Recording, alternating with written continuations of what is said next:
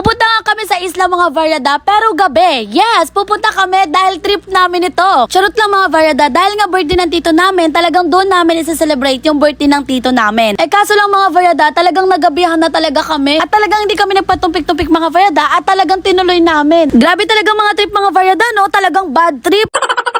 Hello mga Variada! Welcome again to my vlog! Sumakay na rin nga kami mga Variada na bangka. So ang biyahe pala namin mga Variada dito sa bangka is 1 hour. At talagang nagkakagulo na kami sa bangka mga Variada. Kasi paano ba naman gabi tapos ang dami pa namin. Talaga ba naman bahala na si Batman? So yung pupuntahan pala namin mga Variada is isla. Yung tawag dun mga Variada is Puting Buhangin. So sabi doon ng mga pinsan ko mga Variada is maganda daw doon. So ang balak talaga namin mga Variada is umaga kami pupunta dito. Pero ang dami kasing ginawa. So ang daming agenda, ang daming ginawa. At the same time nagluto pa ng mga pagkain. Pero okay lang mga Variada kasi safe naman kami nakapunta. So ang plano namin mga Variada dito is dito na kami matutulog at mag-uumaga na kami dito. Tapos yung pagdating namin mga Variada, sobrang lakas ng hangin as in talaga. Pero alam mo yung mga Variada, kahit sobrang lakas ng hangin is ang saya-saya pa rin. Talagang adventure talaga ang atake. So nakarating na nga kami dito mga Variada. So as you can see naman mga Variada, sobrang dilim talaga dito. Tapos yung isla na to mga Variada, wala po itong cottage, wala po itong silo. As in yung magiging silong lang namin mga Variada is yung puno. Pero mga Variada, meron kami mga dalang trapa. So ayun ang gagawin namin parang bahay-bahay or kaya tent. So ayun na mga Variada, nagprepare na kami ng mga food kasi nga gutom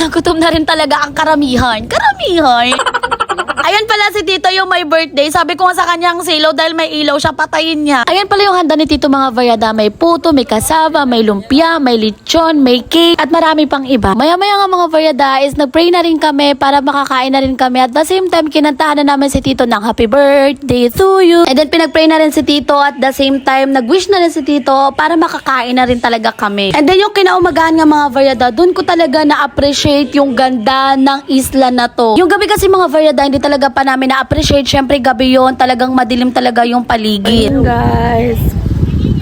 Nagkape na rin nga ako dyan mga Variada at kumakain ng suman kasi nga sila nagkape na at the same time kumakain na rin. Sobrang sarap mga Variada kumain dito, magkape kasi sobrang ganda ng paligid at the same time ang hangin. Kaya kung gusto mo mag-relax mga Variada, ang ganda talaga dito mag-relax at the same time talaga makakamuni-muni ka dito. Maya-maya nga mga Variada is naglinis na rin kami ng mga gamit namin. Para pagkatapos maglinis mga Variada is aalis na rin kami at pupunta kami sa kabila which is sa sandbar para kumuha naman mga Variada ng tuyom. Sobrang sarap no. Nung nakarating na kami sa sandbar mga Variada, hindi na ako masyado naka-video kasi lobat na rin ako. Yung ginamit kong phone dito mga Variada is yung phone ng ate ko. Kaya naman mga Variada, mabilis ang kuha lang din ng tuyom dyan at the same time mabilis ang kain. Ganito ang kadami nakuha ni dito mga Variada na tuyom. Alam nyo, kakapalapag pa lang nito, sobrang agawan na talaga kami sa tuyom na to. Sobrang sarap kasi dito mga Variada, lalo na kung may suka ka tapos sili at the same time